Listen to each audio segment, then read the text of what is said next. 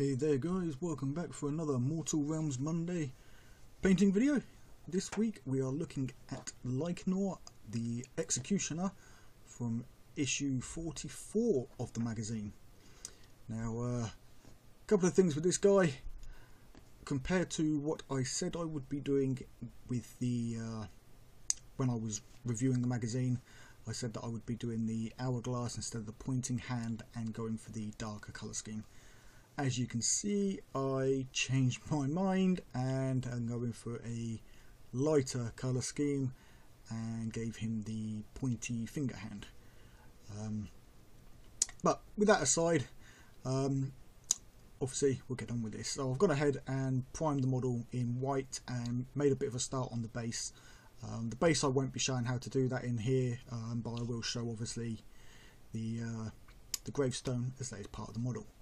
So all I'm doing to start with is taking some Aethermatic Blue contrast paint, and I'm using this on all of the ghostly parts, so everything except his hood. Obviously we've got the two ghosts on top of the axe, his arms and these ghostly entrails or whatever you want to call them, basically his body. What I'm trying to do is just give this a nice even coat. I don't want any or too much pooling in any one area, as I will go back over a little bit later and just put a little bit of depth into some of those creases on that with a little bit of pooling. For now I just want to get that even tint with just a little bit of shadow or darker colour in some of those recessed areas.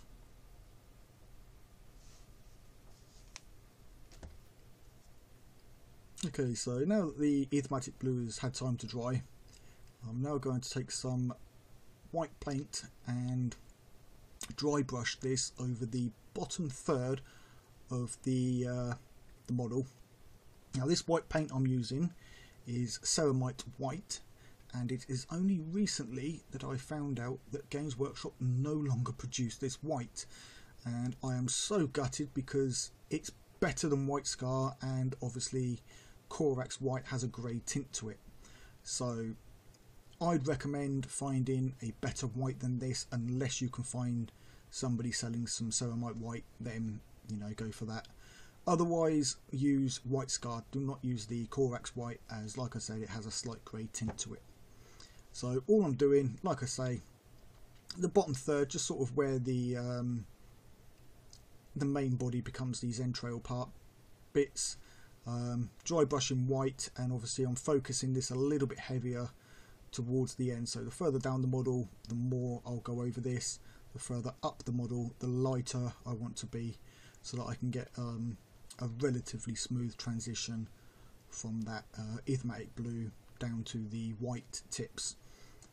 Obviously I'll do the same with the arms and also the two ghostly skulls at the top there. Obviously making sure that I catch all those edges and those thinner bits that sort of trail off. I'll try and keep a little bit more white. Okay, so with the white done, I'm now going back to that Aethermatic Blue and just darkening up the sort of the top portion here.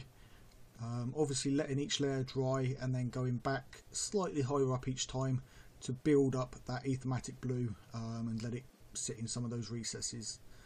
The idea is to go from that white to a pale blue to the stronger Aethermatic Blue up towards the where the cloak is. I'm just going over some of the white here just to tint it a little bit and blend out some of that chalkiness that dry brushing can leave. Obviously it's important to let this dry fully between layers before going back. And obviously I'm trying to let it pool in a few areas.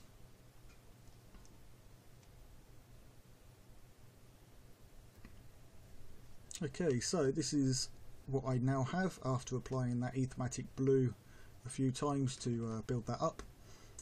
The skulls at the top I didn't do it as much, as I wanted them to be a little bit more on the paler side. But I'm now taking some Abaddon Black and I'm going to apply this over the sort of the executioner's hood, so his cloak type area, the two chains that are supposed to be on his wrists. Obviously one's fallen down, and the head of his axe. So the reason I'm doing the head of the axe and the two chains is so that they have a better base when it comes to doing the metal colours later on.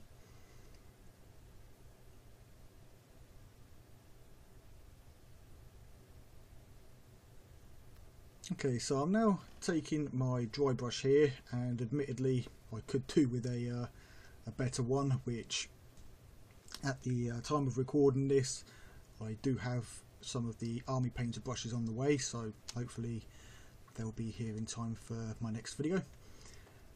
But all I'm doing is just trying to pick off the edges with the Cantor blue and the dry brush. Now obviously this is going to leave some of this blue on some of the more flat surfaces, the larger areas, which isn't something I really want, but I can go back and fix that up later, which I will show you in the next stage. But all I'm trying to do at the moment is just get those edges caught up with the Cantor blue, just to give them a little bit of an edge highlight.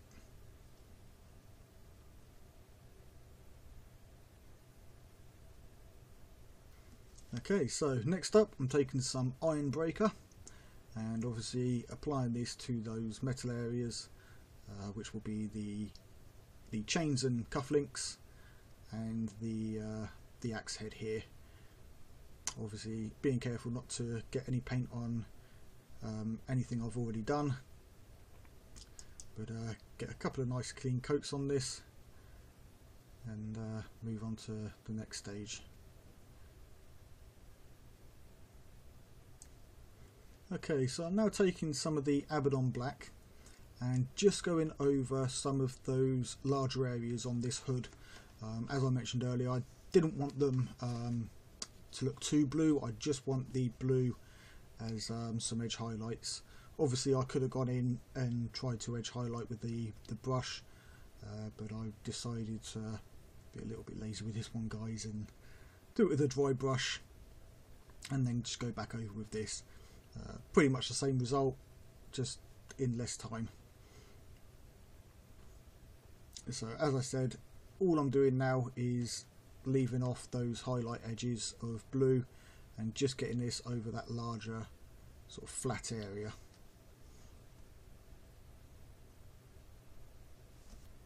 Okay, so I'm now taking some Eshin Grey and I'm just going to apply this all over the tombstone. Now there are a couple of roses on here and obviously the vines for that. Not totally easy to get to with this brush that I've got, but you know, I get in there and sort that out without too much of an issue.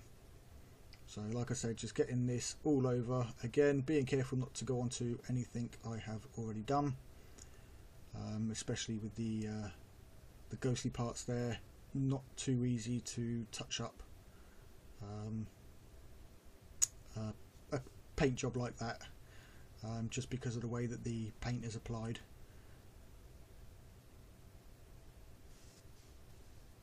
Okay, and next up I'm taking some dryad bark and just going to use this for the handle of his axe. I'm not going for a super paint job on this guy. Night haunts are so what's the word, not boring, but very simple, at least for the most part. Obviously some of the larger hero characters have a little bit more detail on them, but some of these, you know, a lot of these smaller Night Haunt figures, they're just very sort of simple pieces. So I figured I'll keep the paint job simple on this one. Okay, next up, shading in the simple form of Nuln oil. Obviously I'm applying this to the tombstone here, or the headstone. I'll also apply this to the metal areas, so the chains and the axe head, and also to the hood. Now you'll notice here I am going over the roses a little bit. This is something I was trying out sort of more of a technique, but to be honest, it doesn't work too well. So with the roses here, if you're following along, paint them how I've shown you roses in previous tutorials. Now I'm going over the hood here with this just to again darken down that blue, tone it down a little bit, blend it in with the cloak a little bit more, so there's still the edge highlight in there, but it's not hugely vibrant, and obviously any recesses that I didn't get the black into, this non-oil will settle in there and darken that up to the point where this hood is going to look black with sort of a blue tint to it, rather than, you know, blue.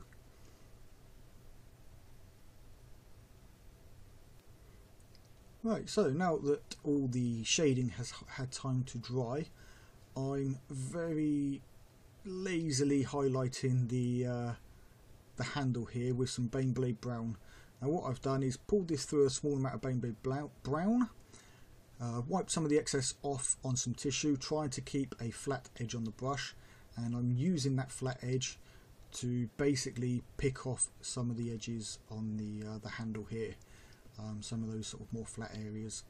And obviously the previous black brown is going to sit in the, you know, the dried bark is going to sit in those recesses, and this will just give it that sort of little bit more of an old, dried out, worn wood look.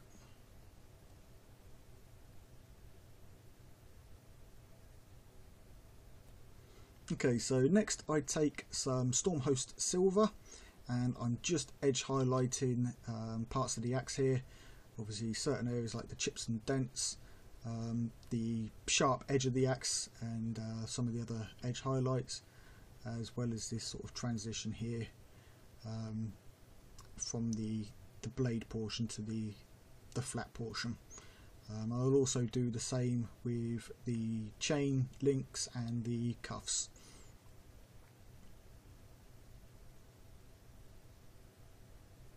Okay, so nearing completion now.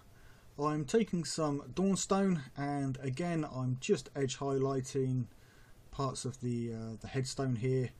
Nothing, you know, super fancy, just sort of touching in along those edges with a flattened brush, and obviously trying to get some clean lines. The back, obviously I'll pick out some of the large cracks, being sure to only highlight the bottom edge of them, as that's where the light would hit and it wouldn't catch so much on the top edge. I do make these a little bit wider than I'd like, but it's not too much of a problem. It does sort of, you know, keep the look to it.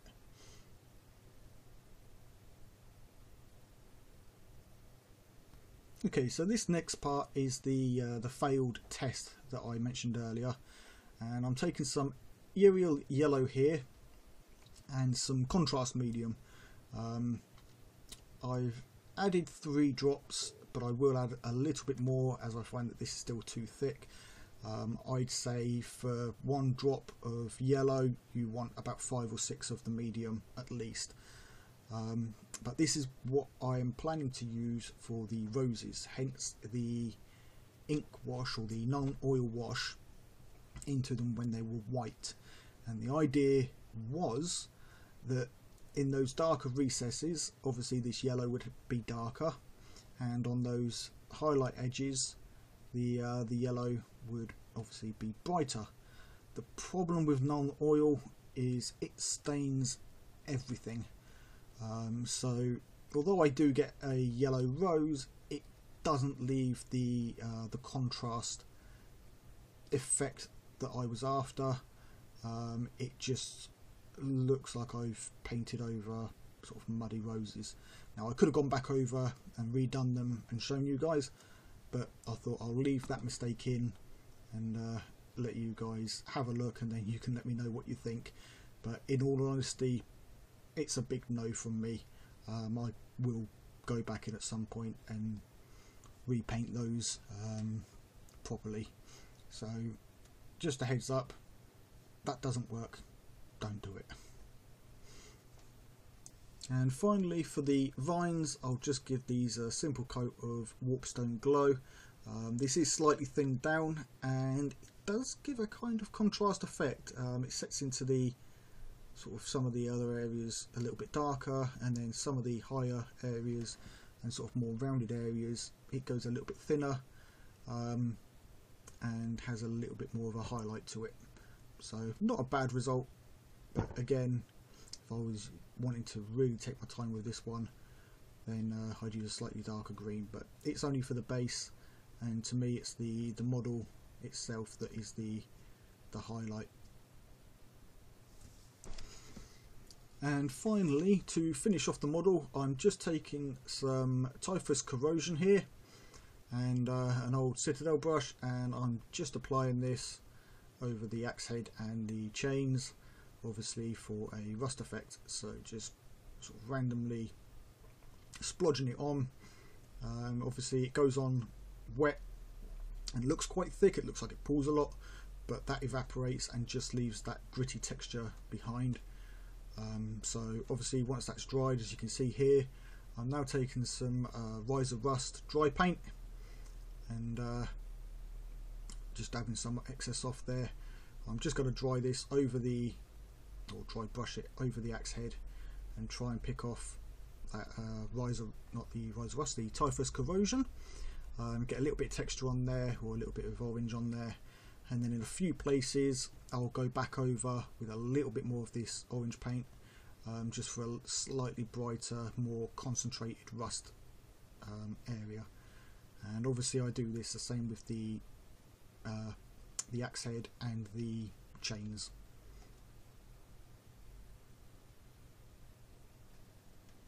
And there we go, base finished off and trimmed. Roses looking there, and I think in total this took less than 45 minutes to do, so just to show you guys that you can do a quick, simple, easy paint job with Night Haunts. So yeah, there we go. So I hope you guys have enjoyed the video. If you have, hit that like button, and if you are not already subscribed, hit that subscribe button, and if you are newly subscribed, welcome to the channel and thank you for your support.